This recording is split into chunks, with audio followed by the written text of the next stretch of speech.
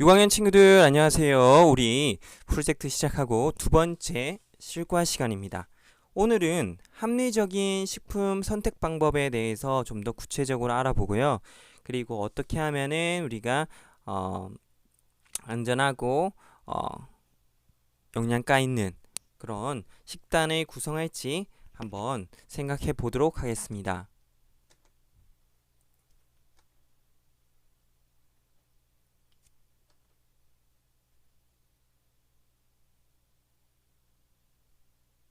오늘은 교과서는 94쪽에서 95쪽을 공부할 거고요. 네, 화면을 보면서 천천히 학습해 보도록 하겠습니다. 자, 이게 뭔지 알겠어요? 여러분들 급식 이제 시작했는데 학교에 와서 어때요? 급식 맛있어요? 네. 학교 급식은 그냥 아무렇게나 메뉴를 정하고 이렇게 제공을 하는 것이 아니고요. 아주 여러 가지 과정을 거쳐서 여러분들에게 맛있는 한 끼의 식사를 이렇게 학교에서 만들어서 주고 있습니다. 물론 여기 있는 사진은 우리 학교 건 아니고요. 인터넷에 있는 거 선생님이 찍은 건데 우리 학교 그 급식 관련해서는 학교 홈페이지에 가면은 매일매일 그날그날의 급식을 올려주고 있습니다. 한번 확인해 보고요. 그래서 이 급식을 우리가 급식을 위해서 학교에 특별히 영양 선생님이 계세요. 여러분들이 잘 아는지 모르겠지만 그 급식실에 가면은 네. 영양 선생님이 한 분 계시잖아요. 흰 가운을 입으신 분. 네, 그분이 영양 선생님인데 이 메뉴를 정할 때는 그냥 선생님이 좋아하는 음식이나 이런 걸 정하는 게 아니고 선생님이 직접 영양소나 그리고 위생 상태를 아주 꼼꼼히 따져서 이렇게 메뉴를 작성을 합니다. 자, 오늘 공부할 문제는요. 합리적인 식품 선택 방법에 대해서 구체적으로 알아보고요. 첫 번째 활동으로 영양가 있고 건강한 식단이 무엇인지 한번 알아보고 그리고 합리적인 식품 선택 방법에 대해서 알아보도록 하겠습니다. 자, 영양가 있고 건강한 식단이 무엇일까요? 일단 첫 번째는 영양이죠. 5학년 때 배웠듯이 우리가 6대 영양소라고 있습니다. 탄수화물, 지방, 단백질, 비타민, 무기질, 미네랄 무기질, 물 이렇게 6가지인데요. 이들은 우리 몸과 뼈를 만들어주고 그 다음에 우리의 신체의 어떤 기능을 원활하게 할 수 있는 역할을 하게 됩니다. 그래서 이제 우리 급식실에서 식단을 짤 때도 이 영양을 굉장히 중요시 여기거든요. 일단은 우리 학교의 급식실은 그러니까 건강한 학교 밥상이 어떻게 차려지는지 영상을 통해서 알아보겠습니다.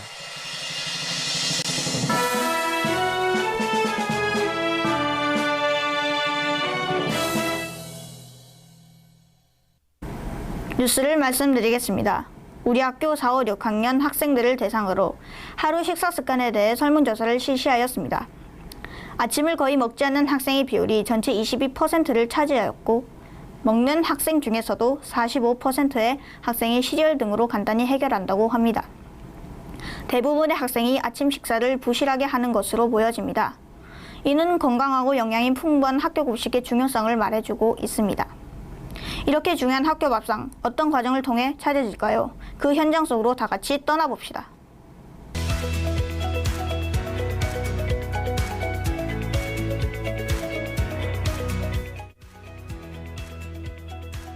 무엇을 하고 계시나요?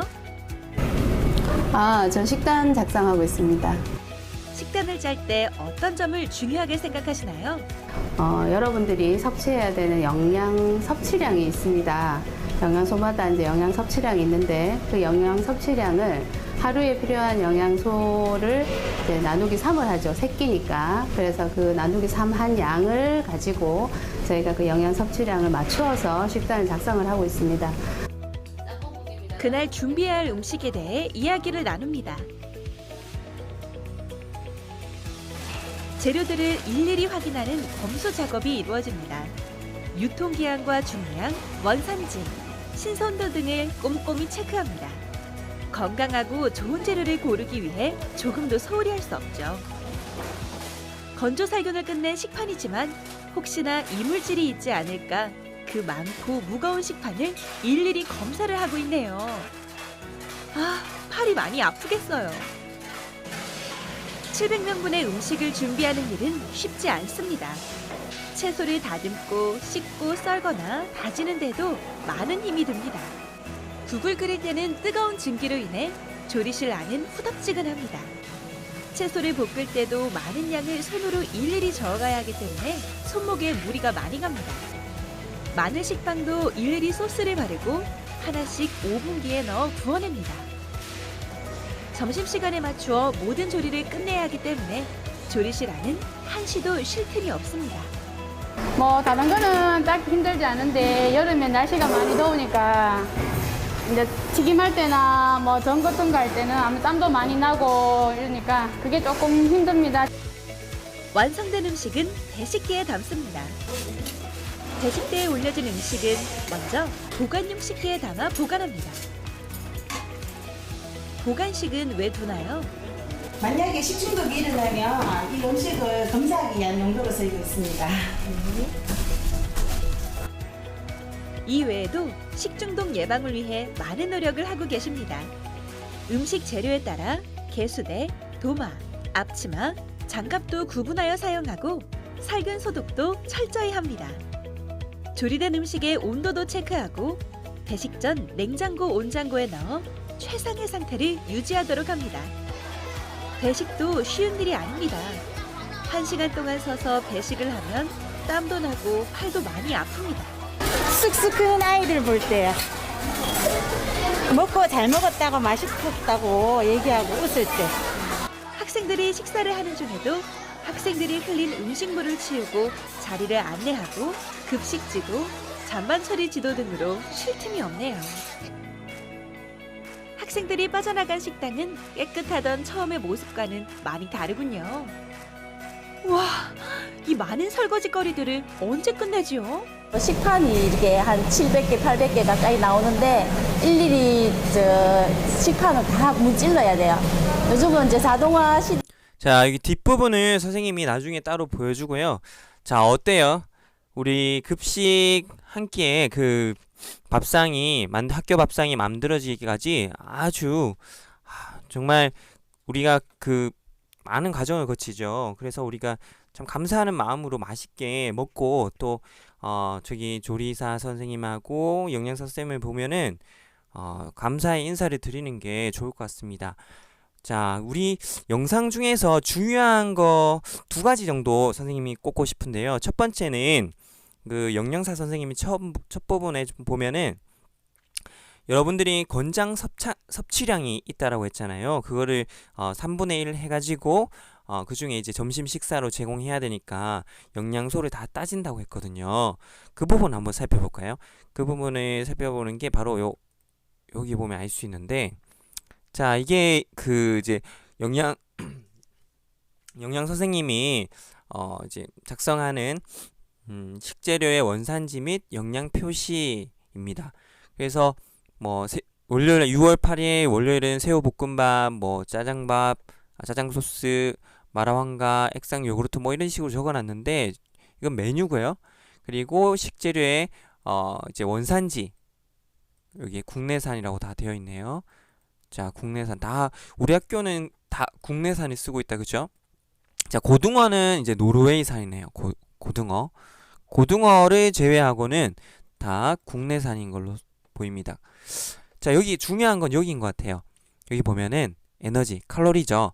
에너지, 탄수화물, 단백질, 지방, 비타민, 그 다음에 각종 무기질, 비타민 C가 여기 있고요. 이런 것들이 여러분들의 꼭 필요한 이제 평균 필요량이 여기 있고 권장 섭취량이 여기 있습니다. 요거에 맞게 이제 여기 매일매일 식단을 짜가지고 제공한다는 거죠. 그래서 여기 보면은 평균 필요량이 561칼로리인데 지금 보니까 뭐 400, 300, 400, 400, 500 이렇게 지금 칼로리를 이렇게 계산을 해가지고 제공하고 있고요.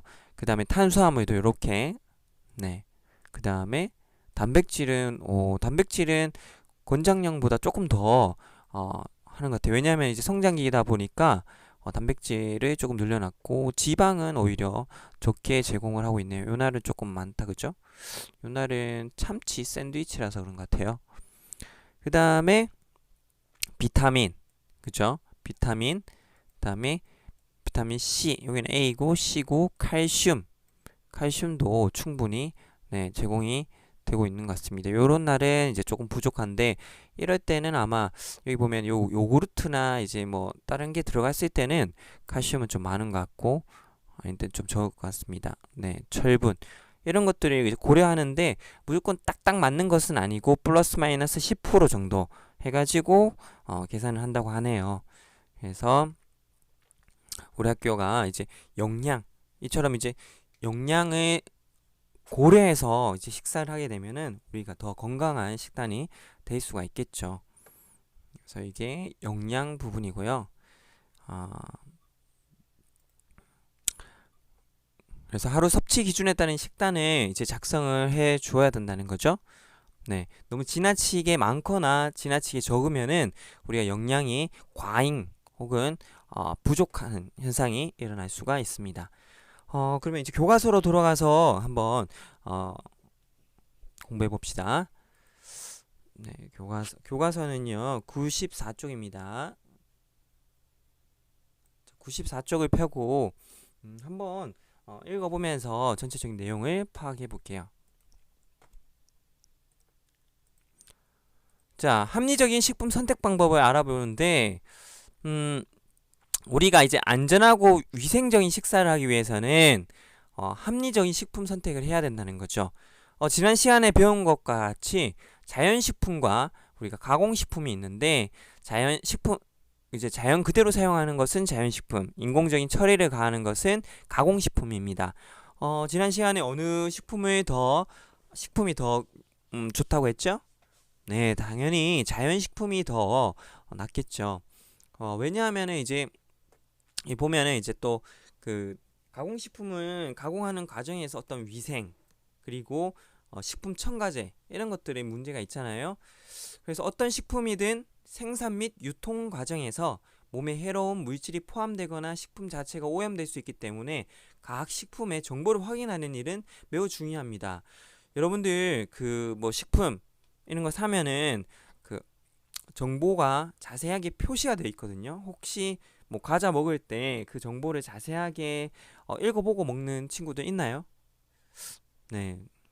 아마 생각보다 잘 없을 거예요. 아니 거의 없을 것 같아요. 어머니들은 아마 조금 그 부분에 관심 가지고 보는 경우도 있는데 아마 여러분들은 그렇지 않을 것 같아요.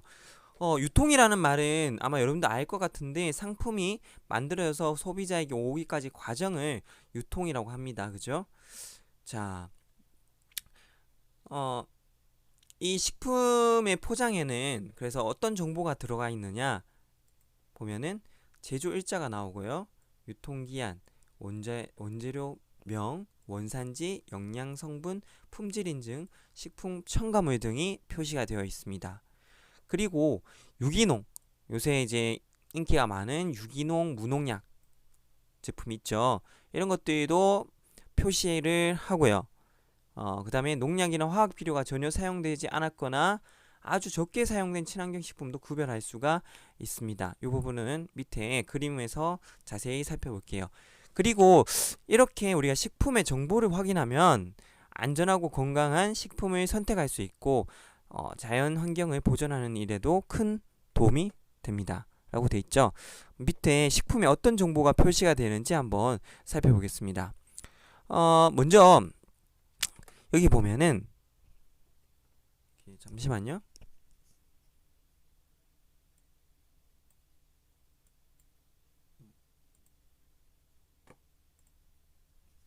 자, 이렇게 할게요. 이거 들어가면 안 되구나. 자, 이렇게 할게요. 보세요. 요런 여기 보면 어린이 기호식품 품질 인증이라고 돼 있어요. 혹시 이거 본 친구들 있나요?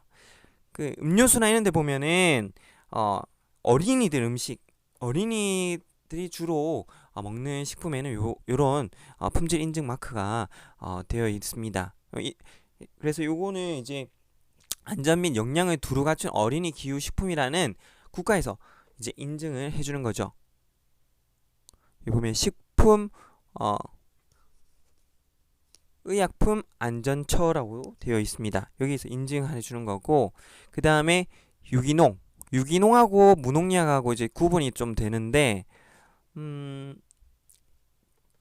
유기농은 이제 화학 비료, 농약 이런 거를 3년 이상 전혀 사용하지 않는 겁니다. 무농약은 농약은 일단 안 써요. 농약을 안 쓰는데 화학 비료는 권장량의 3분의 1 이하를 적게 쓴다는 거죠.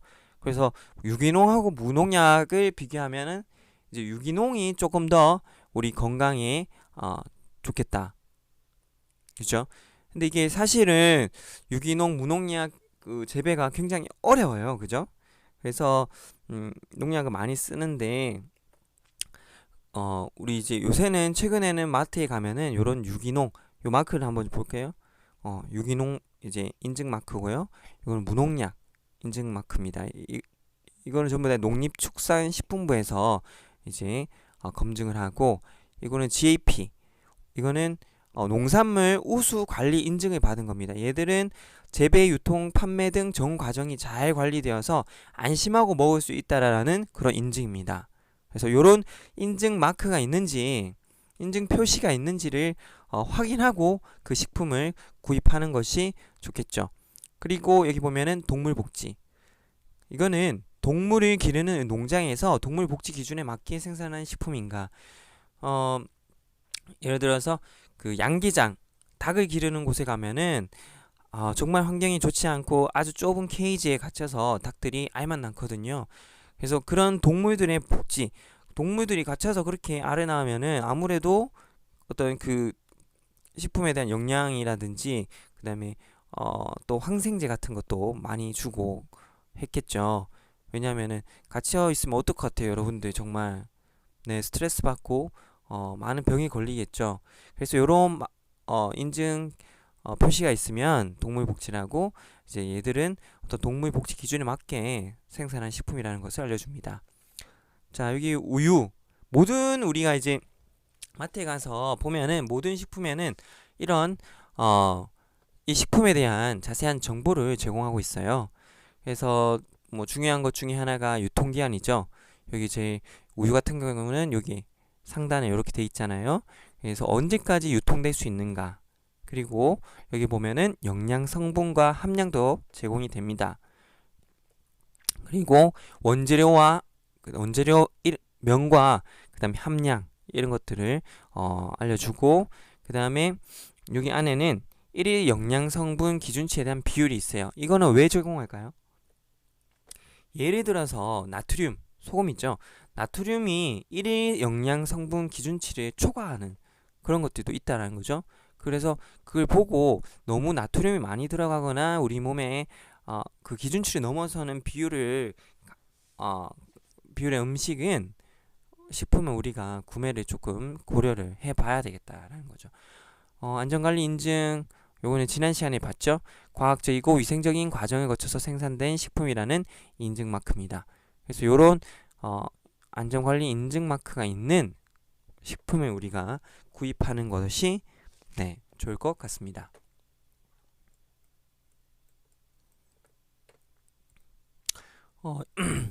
여기 보면은 이제 식품 첨가물이 있잖아요. 식품 첨가물은 색, 맛, 향 등을 좋게 하기 위해서 식품에 넣거나 섞는 물질인데, 이 부분은 PPT에서 다시 한번 자세히 보도록 하겠습니다. 자, 여러분들 여기 바나나 우유인데요. 뭐 일명 단지 우유라고 하죠. 많은 친구들이 아마 요 우유를 좋아할 것 같아요. 뭐 이 우유를 저격하는 건 아니고 우리가 마트에 가면 파는 바나나 우유들 다 있잖아요. 그 우유도 어떻게 만들까? 바나나 맛 우유인데 이게 바나나 맛이죠. 그러니까 거짓말은 아닌 것 같아요. 바나나 우유가 아니고 바나나 맛 우유입니다. 그래서 여기 안에는 바나나가 들어갔을까요? 네, 이 안에는 바나나가 들어가지 않고 대신에 들어가는 게 바로 식품 첨가물입니다. 네, 맛과 향을 내는 거 있잖아요. 그래서 식품은 우리가 배웠죠? 두 가지로 나누면 가공식품과 자연식품으로 나뉩니다. 그래서 결국 이것도 이제 바나나 맛 우유도 가공식품이죠. 그래서 이 가공식품에는 식품 첨가물들이 많이 들어가는데요. 바나나 맛 우유에는 치자 황색소 그리고 바나나 에센스가 들어갑니다. 사실은 선생님이 예전에 이 바나나 우유를 한번 만들어 봤어요. 실제로 이제 요런 식품과 관련해서 교육을 받았는데 요 색소를 조금 넣는데도 이런 색깔이 진짜 나오더라고요. 그리고 바나나 에센스, 요거는 바나나 향이 나는 물질입니다. 그걸 넣고 하는데 그거 보고 나서는 그 바나나 우유를 먹기가 조금 꺼려지더라고요. 그러면은 어떤 식품에 식품 첨가자가 들어가 있을까를 한번 살펴볼게요. 근데 생각보다 여러분들이 지금 먹고 있는 그 식품에는 아주 많은 식품 첨가자가 들어 있습니다. 보면은 조미료, 냉동 어묵 이런 데에는 향미 증진제가 있습니다. 이거는 식품이 좀 더 맛있게 하고 풍미를 증진시키는 거 우리가 MSG라고 하죠. 네, 여기 나오죠. MSG. 네, 그래서 맛을 더 좋게 하는 거 이런 거 식품 첨가제고, 그 다음에 여러분들 좋아하는 햄 소세지 여기는 발색제. 얘는 색깔을 조금 더 내기 위해서 이렇게 발색제를 넣고, 그 다음에 그 다음에 단무지 이런 거는 단맛을 내기 위해서 감미료를 넣습니다. 달콤하잖아요, 그죠? 그 다음에 말린 과일이나 와인에는 이거를 하얗게 좀 만들기 위해서 표백제를 넣는다고 해요. 네, 많이 먹으면 어떻게 될까요? 네, 건강에 좋지 않겠죠. 그 다음에 유화제, 아이스크림과 마요네즈 이런 거에서는 유화제가 들어가는데 이거는 물과 기름이 잘 섞이게 하는 그런 물질입니다. 그리고 간장이나 딸기잼에는 보존료, 방부제죠, 일종의. 그래서 보존 기간을 연장하기 위해서 보존료를 넣고, 그 다음에 우리 그 색깔이 있는 떡 같은 거 있잖아요. 그리고 소스 이런 거에도 이제 색소, 착색료 이런 게 들어갑니다. 그래서 너무 많이 먹으면 이거 별로 몸에 좋지 않겠죠. 그래서 뭐 이제 사람들이 예를 들어서 어묵을 먹을 때 그냥 먹는 것이 아니고 뜨거운 물 한번 이렇게 데쳐내고 담궜다가 꺼내서 요리를 하라고 하더라고요. 네. 그래서 식품 첨가물 섭취해도 과연 안전한가? 물론 식품 첨가물을 조금 먹는다고 해서 우리 몸에 큰 이상이 오는 것은 아닙니다. 하지만 보세요. 가공식품 구입 시 일단 우려사항이 식품 첨가물 요거 자체가 제일 우려되는 문제예요.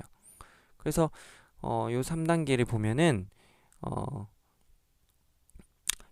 1단계는 동물 실험, 2단계는 인체에 적용, 3단계는 뭐 식품에 적용, 이렇게 식품 첨가물의 안전 3단계가 있는데, 만약에 얘를 과다하게 많이 섭취하게 되면은 문제가 될 거라는 거죠. 우리 건강을 해치게 된다. 그래서 줄이는 방법은 그런 우리 식품들을 물에 좀 헹궈준다. 두부 같은 것도 10분 동안 물에 담궈두라고 하더라고요. 물에 여기 담가둔다. 네, 데쳐준다. 아까 어묵 이야기했죠. 그래서 우리가 요 식품 첨가제를 좀 빼주고 먹는 게 좋겠다라는 겁니다. 그래서 그런 부분을 조금 신경 써서 식품을 구성하면 될 것 같고, 자, 식품의 선택 방법을 이제 정리를 하자면, 먼저 식품 표시 정보를 확인해야 됩니다. 기본적으로 유통기한은 넘지 않아야 되겠죠. 그리고 영양 성분과 함량을 꼭 확인하고, 원재료명과 함량, 그리고 1일 영양 성분 기준치에 대한 비율을 꼼꼼히 확인한 다음에 그 식품을 선택해서 식단을 짜야 되겠죠. 그리고 자, 이런 품질 인증 표시, 네, 유기농, 무농약, 농산물 우수 관리 인증, 동물 복지, 그리고 어린이 기호식품 품질 인증, 그 다음에 식품 안전 관리 인증, 이런 표시가 있는 것들을 우리가 구입을 해야 되겠다라는 겁니다. 그렇죠? 자, 그러면 우리 학교 식단은 과연 안전하고 건강할까요? 네. 자, 이게 이제 그 올해 거. 여러분들은 6월 8일부터 이제 학교로 왔잖아요. 요건 지난주 거죠. 그래서 이거 적어봤는데 보면은 네, 영양 선생님이 아주 고민을 많이 해가지고 그 식단을 건강한 식단을 이렇게 짰습니다. 보면은 네, 여러분들이 좋아하지 않는 그런 음식도 있을 거예요. 이런 건취나물 볶음 이런 거 여러분들 잘 안 좋아하죠. 하지만 영양을 골고루 섭취하기 위해서는 이런 네, 음식을 이제 식단으로 만들고 있고, 여기 보면은 소시지는 여러분들 좋아하잖아요. 근데 피망은 안 좋아해. 그래서 피망 소시지 볶음과 같이 섞어서 이렇게 하고, 멸치도 그냥 조리하는 게 아니고 고추장 볶음을 이렇게 하고 있습니다. 네. 그리고 우리 학교 원산지 표시 알림입니다. 대부분 우리 학교에서는 대부분 거의 답니다. 그죠? 예, 국산을 쓰고, 아까 보여줬듯이 고등어 같은 경우는 노르웨이산이긴 한데 대부분 하여튼 국산을 쓰고 있습니다. 자, 그래서 우리가 이제 프로젝트 속에서 식단을 여러분들이 짜게 될 텐데요.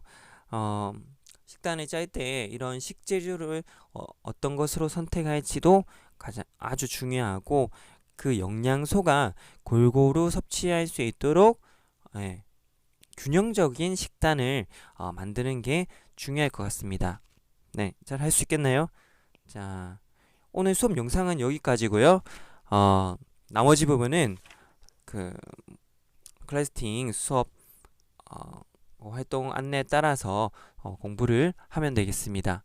네, 오늘 공부는 여기에서 마치겠습니다.